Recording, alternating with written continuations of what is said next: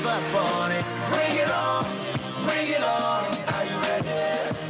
Ready? No matter how you try, don't you ever fall. Keep your head high. Well, thank you so much for staying with us. You say we should bring it on? Well, we've brought it on. The skills gap. Why graduates struggle. No. I won't forget that minister. Should I mention his name? No, it's not. It's pointless. It was an interview conducted in our Puja studio on Sunrise Daily. I think it was about 2-3 years. No, yeah, about 2-3 years ago, maybe more. So the stark reality is that despite investing in higher education, many Nigerian graduates are struggling to find meaningful employment. Instead, they're forced to take up low-paying menial jobs just to make ends meet. Now, there are those who would wonder, when they go abroad, what do they do? But anyway, let's go there. Now, this trend raises critical questions about the value of education, the state of the economy, and the future of the Nigerian youth. So today, let's take a look at the root of this issue, from the mismatch between university curricula and industry needs to the lack of job opportunities and entrepreneurial support. Joining us this morning is Dr. Adetola Salau, who is Special Advisor to the Honourable Minister of Education, STEM and Corporate Sector Engagement. She joins us here in the studio. Thanks for joining us this morning. Thank you. Thank you. Good morning, everyone. Let me ask you that minister's question. We asked the minister pointedly. Minister said, quote me, our graduates are not employable. But, you know, let me first of all bring Engineer Titus Olowokere also into the conversation. He's president of the U.S.-Nigeria Business Council in Atlanta, Georgia. Thank you so much for joining us this morning. Thank you, sir. Thank you for having me. Yeah. So, Dr. Salau, what do you feel about that statement that minister made at the time? I'm smiling. Yes, I see. You can see that. I really want us to address the elephant in the room, which is something I'm also going to be speaking about today, which is a mismatch between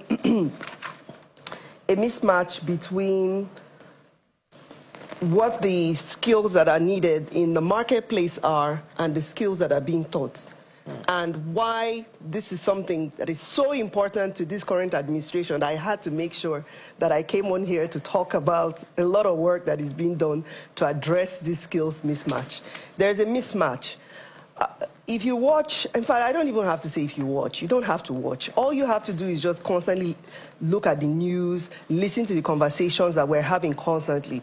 What are some of the key words that we've been using a lot in 2025 pointedly? AI, ChatGPT, digital literacy. What's another one that I'm coming to? Workforce readiness, being future ready. All of these things all converge at skills that our youth have to have, not just now, but to be able to be competitive in the future with a global workforce, not just against themselves alone now. Because everything, the jobs are now global. You can sit in your house and you're doing work with somebody in Malaysia, in Canada, in Australia. So there are certain skills that you need to have to do that. And there's that mismatch of what is needed in that workforce versus what they are learning and the skills that they already have. So there needs to be a bridge. And that is what I'm going to be talking about today. What is that bridge? And what are the efforts done to alleviate, to make sure that our youth are climbing or are crossing and are utilizing that bridge? Well, you have stylishly evaded my question, but I forgive you. Engineer Olowokere, please, speak to that as well.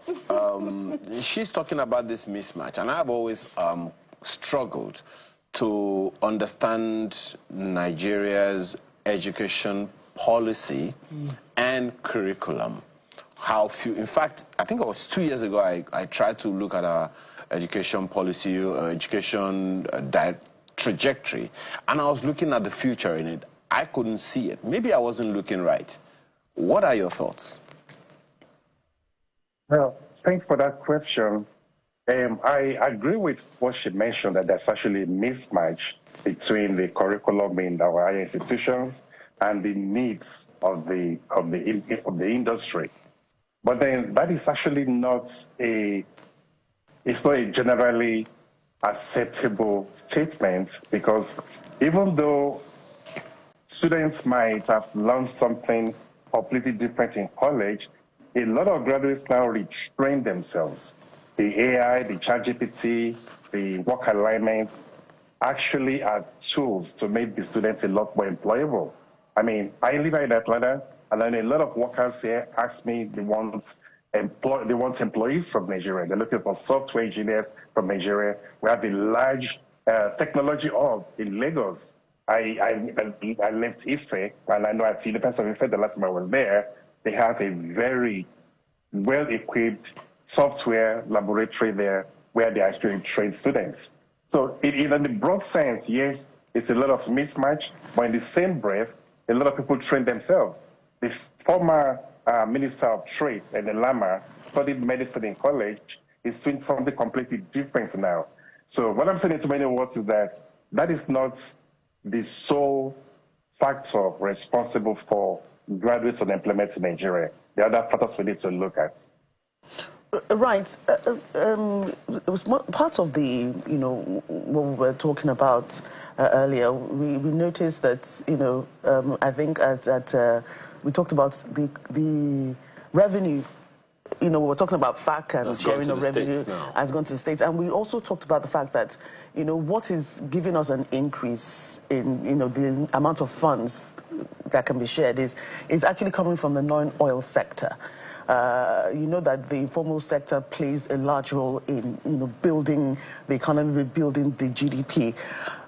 And we're talking about skills gap. A lot of things that we teach in schools. Now, if you're not a medical doctor, you go to train as a lawyer, an engineer, an economist. Those things are needed, yes. But how come, instead of just, I think Lagos State government and some other states now, they have some of their universities convert to those universities that is not just about being a doctor and a lawyer. You have vocational training as well. Can't we incorporate that into regular universities, some courses, such that when you do graduate, it's not just about, oh, this company is not employing me and all that. And that was why I mentioned that word bridge. There was a reason, and he understood what I was doing. I was already segueing into what I was going to talk about, which is the work that we're already doing. I'm sure everybody knows, because it's been all over the news. There was a major curriculum revamp done by the Federal Ministry of Education. And a huge part of that revamp was embedding digital literacy, also embedding vocational skills and entrepreneurial skills into the main curricula. It wasn't sideways. It was into the bed of the main curricula for basic and senior secondary levels for the students. It was done there. And we had things like journalism. We were talking about what you just mentioned, AI training, seeing how we're going to start onboarding robotics. All those things were put in there into the main curricula. It wasn't sidelined. It was right there in the middle of everything that is being done, because that is the current reality that we must address now. Now, the thing is, of course, we're going to be talking about how do we upskill our teachers to make sure that they're able to facilitate this to the students, which is another topic, of course, to itself. But the key thing is that it's being addressed. That's a very important, my apologies, that's a very important element. Here is why. They are the ones that are going to be teaching AI. That's why I said... because back then, the teachers knew how to use slates. And, what do you think? The teachers back then knew how to use slates. But today's teachers, I'm not sure they can use iPad. And guess what? A good number of the students are now required to everything is mostly CBT. WAEC, even WAEC, that I'm sure you wrote longhand, Engineer Olowokere. So did I. Now you have to do CBT, computer-based testing and all. But I'm not even sure whether the teachers themselves are schooled enough in that digital space. Thank you. But again, we shouldn't focus too heavily on the skills mismatch as a factor or as a dominant factor for the graduate unemployment in Nigeria. There are two factors I think we are overlooking. One of them is that disparity between the job creation in the economy and the graduate pipeline. We have over 200 higher institutions in Nigeria that churn out every year about 600,000 graduates. In sharp contrast, it's only about 50,000 jobs created in the economy, which includes in the government, in banking, in other sectors. So this huge disparity creates an issue, but the economy cannot absorb the graduates coming out of the institutions. But my apologies, engineer. What do they do? Just a second. To menial work. My apologies. To make ends meet. My apologies, Engineer Lowokere. In the National Youth Service Corps program, Okay. entrepreneurial skills is integral. I have seen the documents. I have seen the things that they have to do.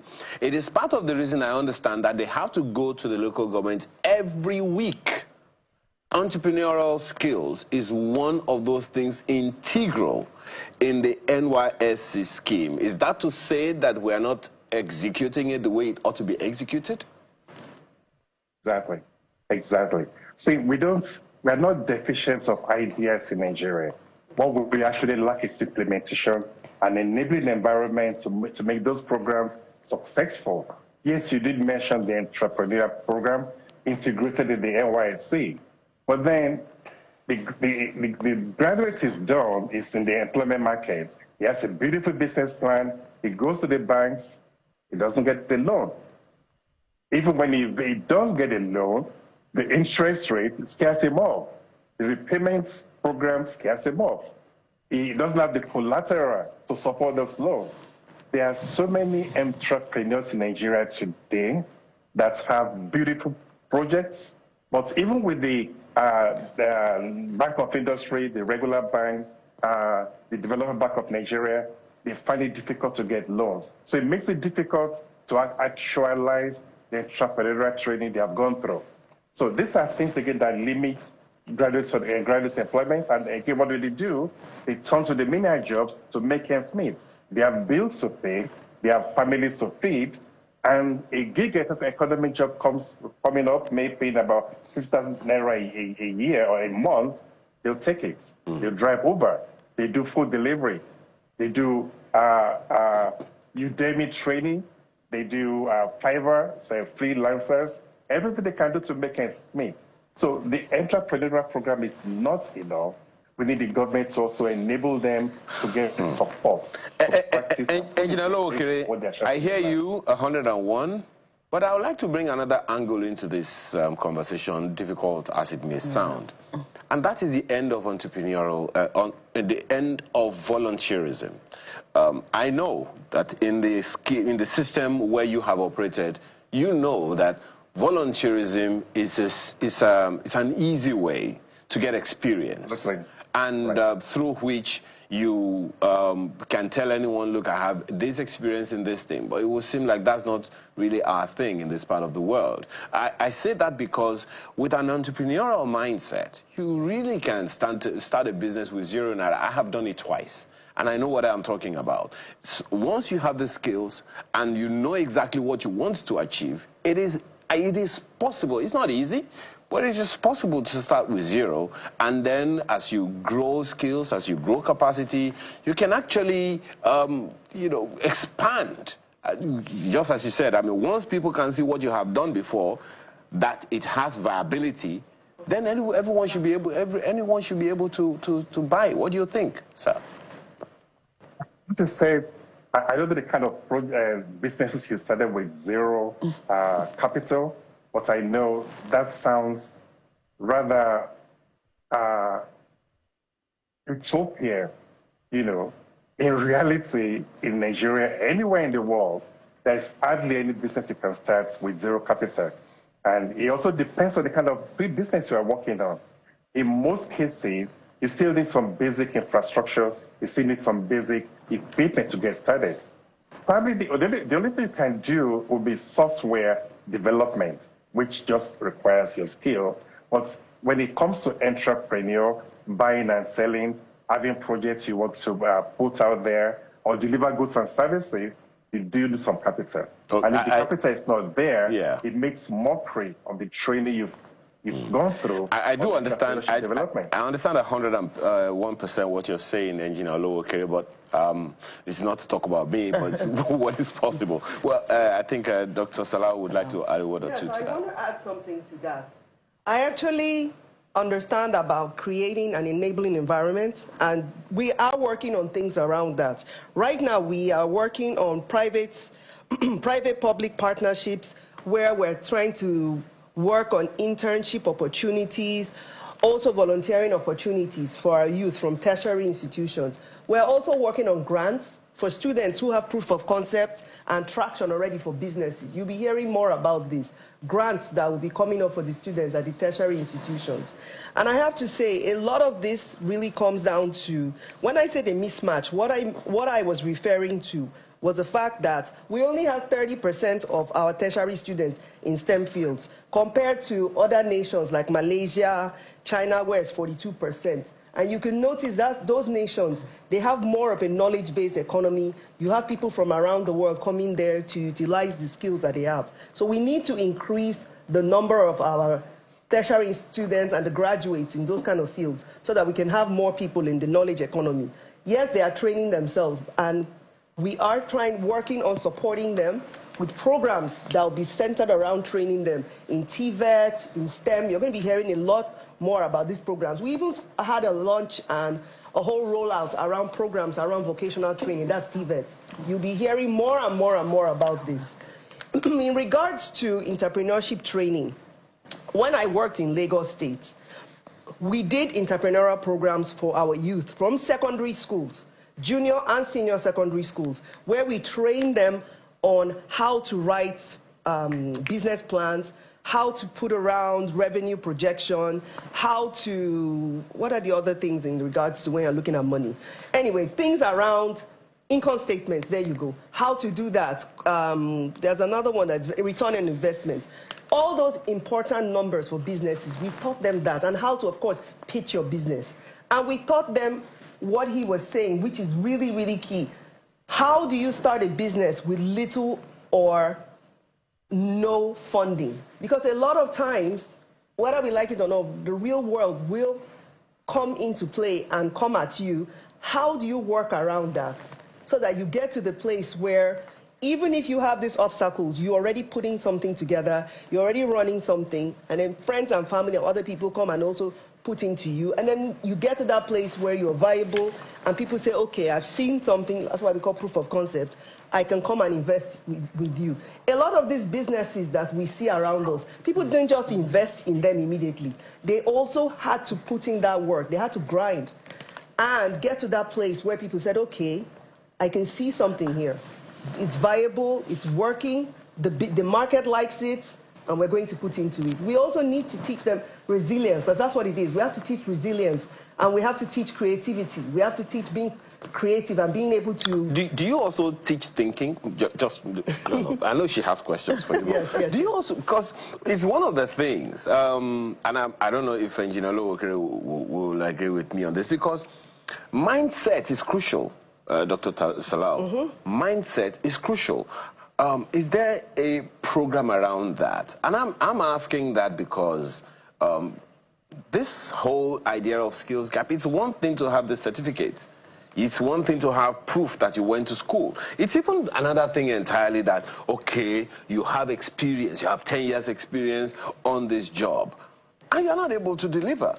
It has happened before, it is still happening, so is there a way... That's where these public-private partnerships, where we're working with industry, to have experts, or have people who come in to work with these students as mentors, and also provide them opportunities where they have internships, real-world experience. It really comes in handy.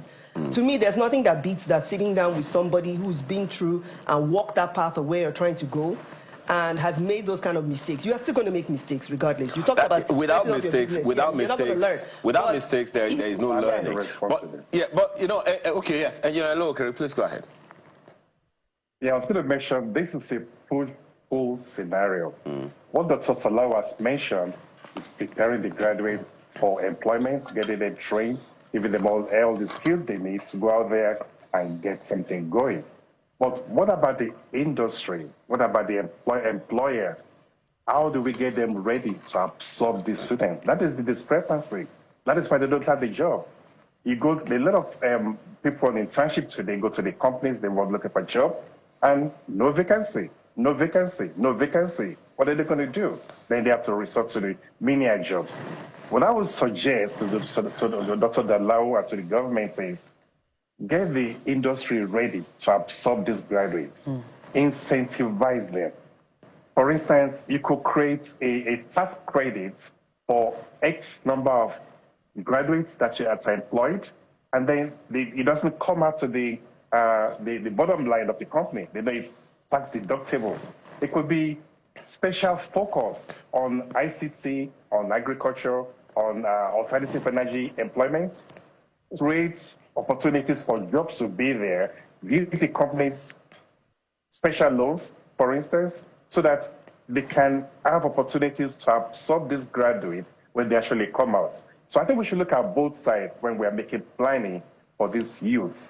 Well, to get them, get the industry ready to absorb them. I know that Dr. Salah will have a response to that, but this message from Stephen Onua, I think it is to you, Engineer Olokere, says, only about, and this he's writing on X, so only about 30% of students in Nigerian tertiary institutions really study to learn.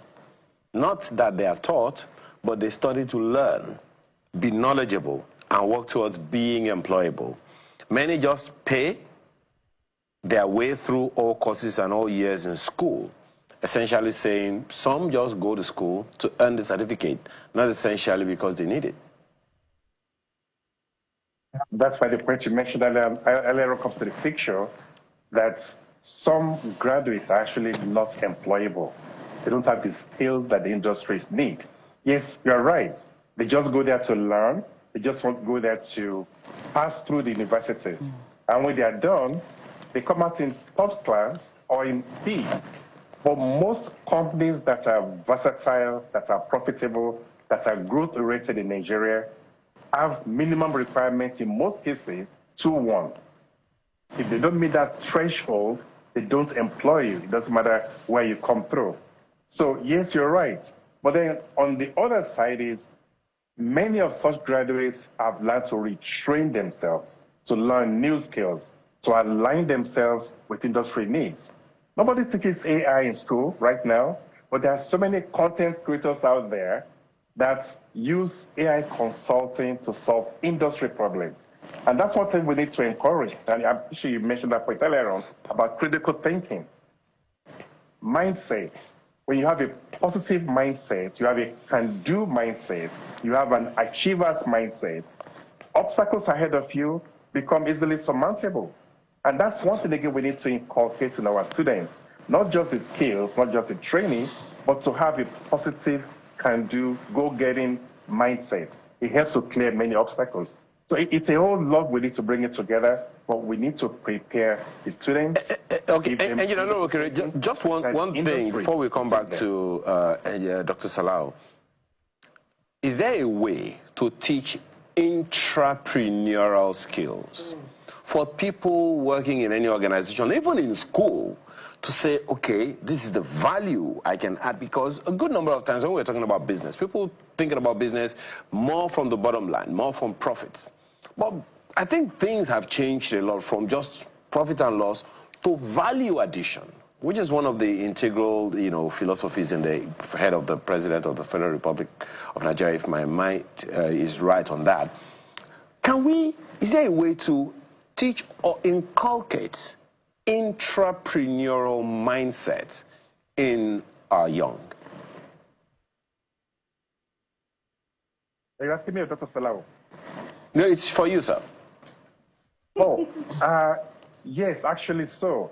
Which is why even now in universities in Nigeria and all over the world, they don't just teach things in line with your program.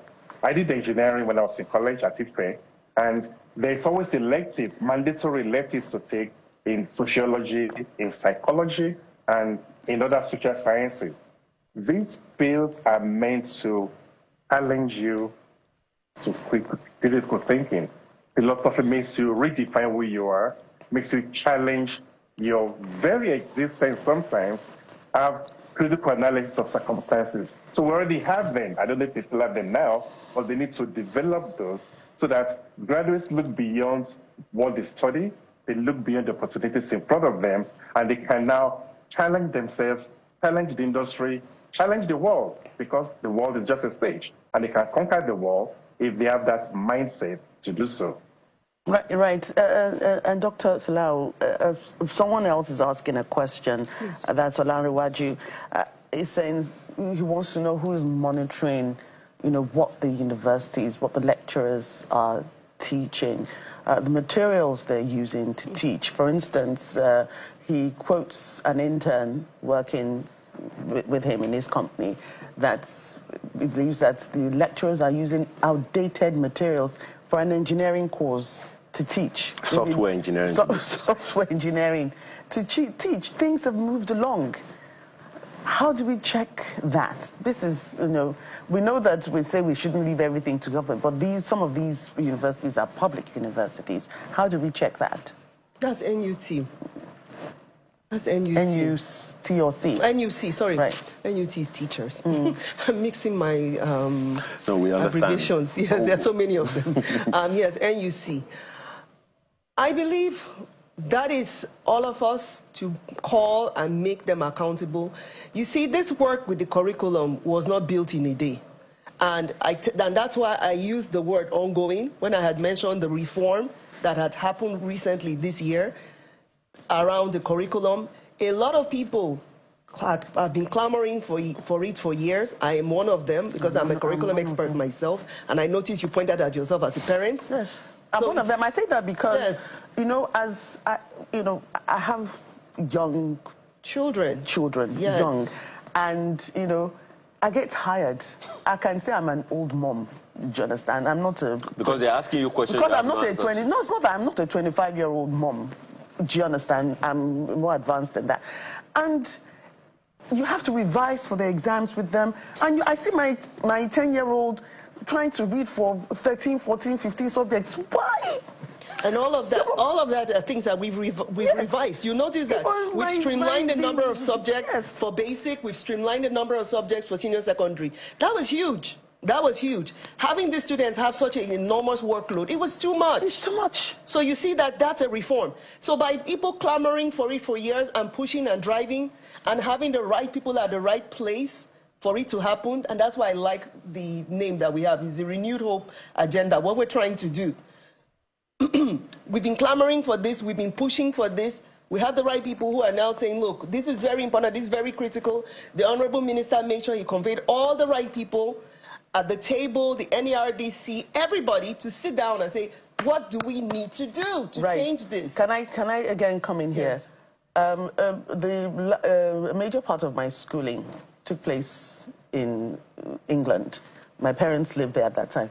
My elder brother, once he was in his penultimate year in secondary school, they sat them down with a counselor and a career advisor. What do you want to do? I want to be an engineer. I want to be a lawyer. I want to be this. So I understand we used to have them, but I don't know, we don't have them. So they now go to their final year in secondary school with just those subjects they need to study to proceed to college or university so that they can. But we don't do that anymore. When we got back to Nigeria, my brother refused to attend some certain classes and they had to call my father and tell him he's in science class, he has to do this. And he said he had already done his career counseling in the UK and he knew that he didn't have to do these subjects. And they said, you're now in Nigeria. That's on one point. Almost 30 years later, I have someone I call my younger sister, when she was in her SS2. She read her older sister's JAMB syllabus, which told her that apart from the 4 subjects she needed to study for JAMB, for WAEC, she didn't need more than 5 subjects to pass, to go to whatever university she's going, not do 10 or 8 subjects in WAEC. So she went to her counselor in a private secondary school and said, I don't think I need Yoruba, I don't need French, I don't need this. These are the only subjects I need for what I want to study. And they told her, she had to say, I've read the syllabus. I know my rights. You can't tell me. So, and they knew. So they agreed with her, but they told her, please don't spread the news to your classmates because all of them will now say they're not doing. So they made her sit in those classes, but she didn't do the exams in school. So when it came to WAEC, she only studied for 5 subjects, she passed. And she was a top student, she was head girl, she was an A student, but she didn't want to burden herself with reading for 8 subjects when she can read for 5 only. So how do we get back to that? And that's what we just did. That's why I love... I'm looking at the senior level now. I'm talking about the senior level too. And that's why I love what just happened recently with the curriculum reform, that it was really streamlined where an art student does not have to burden themselves with all those extraneous subjects. They are just streamlined and focused on what is important. Plus, some of these key skills that we've all correctly identified, engineer even agreed with us that are important, like the entrepreneurial skills, being able to critically think. It's embedded in some of the other subjects that are there. And make sure that they are also digitally literate because they have to compete in this global reality that we are in now. All of that was embedded in there. And to me, it makes them a much more holistic student. Okay. Engineer Olokere, first of all, let me ask you straight up, how significantly do you think the reforms that Dr. Salau is talking about is going to make a difference? And from what you know, how soon do you see us getting the benefits? I know that the government official here is going to tell us tomorrow, but from your own perspective, how soon do you see this miracle happening? Well, thank you for the question. I applaud Dr. Salau's work. I respect the fact that she's a curriculum expert. And I must also mention that the curriculum development or streamlining of the programs, of the courses the students do in school might not yield the desired results. For the reason that education, which is why it's called education, a total education, doesn't just depend on learning the things directly in line of your employment goal, but also learning things that make you a completely educated person. You might feel psychology is irrelevant because you are an engineering student, at least the first year or so. But down the road, as you go to the employment market, you experience the psychology of interpersonal relations. You experience the need to get along with others. You have a little bit of knowledge of human resources. That's on one side. So I feel education should be complete, not segmented or selected. That's on one hand. On the other hand, I also believe that the educational development should not be just government alone. They need to bring in the private sector. Yes, the curriculum in our schools today are theoretical, mostly out of tune with the reality of the days. But then out of tune with what? With the industry. Why don't we invite many people in the technology sector, in the banking sector, in the oil and gas sector, to be part of the curriculum development in our institutions, so that by the time the students leave, they're actually learning things that are relevant to the industry. I think this will go a long way to make them more employable as they go out there into the employment markets. Please allow me to interject into that, engineer. I'm also an engineer, by the way, sir. Engineer who is an educationist now. So you can see that when I'm saying this, I'm very passionate about this, sir. We did invite these experts.